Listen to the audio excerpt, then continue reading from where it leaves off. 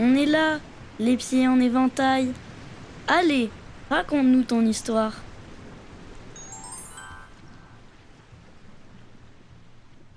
Dans la collection À chaque mois son histoire, voici le 8e volume, celui du mois d'août, à lire les pieds en éventail. Une vie bien courte, illustrée par les élèves de CE2-CM1 de la classe de Claire de l'école de Saint-Nazaire d'Aude. Cette drôle d'histoire se passe dans le jardin d'une maison qui pourrait être la tienne. Un énorme chien noir, au poil long et emmêlé, se prélasse à l'ombre d'un saule pleureur. Nous sommes au mois d'août et c'est le seul endroit du jardin où il fait à peu près frais. Ailleurs, le soleil règne en maître et il fait plus que chaud. Alors le chien espère passer là tout l'après-midi, tranquille, sans être dérangé. Il somnole, levant la tête de temps à autre, quand il entend du bruit ou des rires. Le mois d'août est celui qu'il préfère, car toute la famille reste à la maison pour jouer, profiter du jardin, de la piscine et être ensemble. Pour lui, ce sont des vraies vacances, puisque tout le monde est présent. Il n'a donc pas besoin d'exercer son rôle de gardien comme dans l'année, quand ses maîtres partent au travail. Tout à coup, il sent quelque chose le piquer juste sur le ventre. Il bouge un peu, grogne un peu, mais continue sa sieste. Un instant après, la même piqûre, mais au-dessus de l'œil, puis sur l'oreille, puis sur une patte, puis l'autre, puis sur le derrière. Agacé, il se lève et grogne. Désagréable, très désagréable. Qui ose me piquer alors que je dors tranquillement? Bien sûr, pas de réponse. Il se gratte un peu, puis se recouche. Mais les démangeaisons continuent et sont de plus en plus agaçantes. Alors, malgré sa robustesse et sa corpulence de gros et grand chien, il se met à pleurnicher. Moi, je me demande qui ose m'embêter. Au mois d'août, ce sont mes vacances à moi. Qui ose perturber ma sieste et mes instants de tranquillité? Allez, montrez-vous, je suis chez moi ici. Ce sont mes vacances. Quittez mon jardin, laissez-moi. C'est alors qu'il entendit une minuscule voix lui répondre. Moi aussi je suis chez moi. Je vis ici depuis ma naissance et j'y resterai jusqu'à ma mort. Ma vie est bien courte. Je dois me nourrir pour grandir et j'ai très peu de temps pour cela. Intrigué, le gros chien noir leva les oreilles l'une après l'autre, regarda autour de lui, ne vit rien, puis baissa les yeux et aperçut juste devant lui une minuscule petite bête rouge qui était beaucoup plus petite qu'une fourmi. Mais qui es-tu? Pourquoi dis-tu que tu n'as pas le temps? Je suis un Aouta. Je me nourris de ton sang.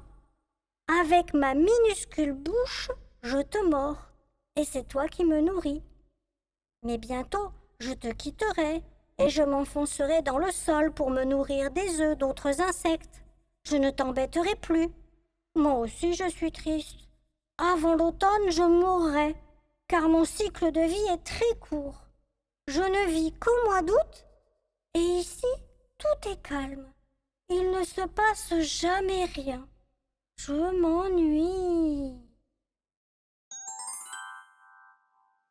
Mais il ne ne se passe jamais rien au mois d'août. répondit le chien. C'est le mois des vacances, le mois où on se repose, on reste en famille. Mais moi, je ne vis qu'au mois d'août. Alors j'ai plus de raisons que toi d'être triste. Ma vie est courte, rébarbative et sans attrait. Je rêve tant de connaître le monde et tout ce qui s'y passe. Étonné et ému à la fois, le gros chien lui proposa alors un marché. Toi qui veux connaître le monde, je vais te raconter tout ce qui se passe de merveilleux dans une année entière. Et toi, en échange, tu promets de me laisser tranquille et de ne plus me mordre pour te nourrir. Qu'en penses-tu? Hop là! Répondit le petit Aouta. Je t'écoute. Le chien réfléchit un petit moment et commença alors à raconter. Tout d'abord, au 1er janvier, on fête la nouvelle année. À cette occasion, tout le monde s'embrasse, tout le monde fait des promesses, et cela dure tout au long du mois de janvier. Quelques jours plus tard, arrive l'épiphanie. Et là, crois-moi, en tant que chien, j'adore. Je déguste tous les restes de galettes qu'on me donne. La petite larve s'est installée sur ses 2 paires de pattes arrière et écoute d'un air émerveillé le chien. Ensuite, c'est la Chandeleur et ses délicieuses crêpes. La première crêpe qui n'est pas très jolie, elle est pour moi et je me régale. Puis, c'est bientôt Pâques avec toutes ces friandises en chocolat. Normalement, je n'ai pas le droit d'en manger, mais c'est tellement bon. Comme les chocolats sont cachés dans le jardin, j'en profite pour faire mes propres recherches et mes provisions avant que tout le monde ne commence la chasse aux œufs. Au 1er avril, les enfants jouent et s'amusent avec des poissons en papier. Ils font des farces, ils sont joyeux. Le 1er mai, ce sont les adultes qui sont heureux. Ils se souhaitent tout le bonheur du monde en s'offrant des brins de muguet. C'est très gai. On a aussi la fête des mères, puis celle des pères, la fête de la cerise à serrer. C'est un peu difficile à manger à cause du noyau, mais les humains s'amusent à se les mettre en boucle d'oreille. Là aussi, tout le monde est joyeux. Le 14 juillet, c'est une multitude de feux d'artifice, car c'est la fête nationale. Bientôt, en septembre, on fêtera les vendanges. Les enfants retourneront à l'école. Pour Halloween, le 31 octobre, les enfants se déguiseront et iront frapper aux portes des maisons pour demander des bonbons. Mais la plus belle des fêtes, c'est celle de Noël, là où tout le monde offre et reçoit des cadeaux avec un personnage un peu magique, célèbre dans le monde entier, qu'on appelle le Père Noël. Tu vois, petit Aouta, la vie est belle, pleine de fêtes et de surprises. Merci, gros chien. Tu m'as fait rêver à travers ton récit. Je ne vais plus embêter personne maintenant, car je me suis nourrie de toutes ces belles choses.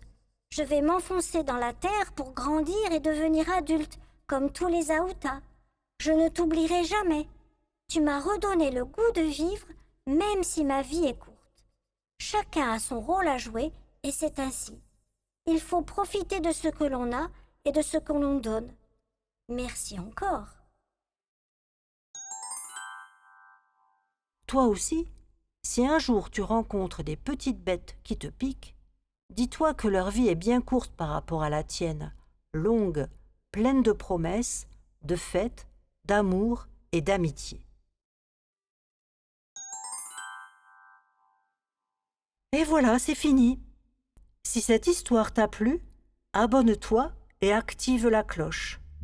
On se retrouvera le 1er septembre pour une nouvelle histoire.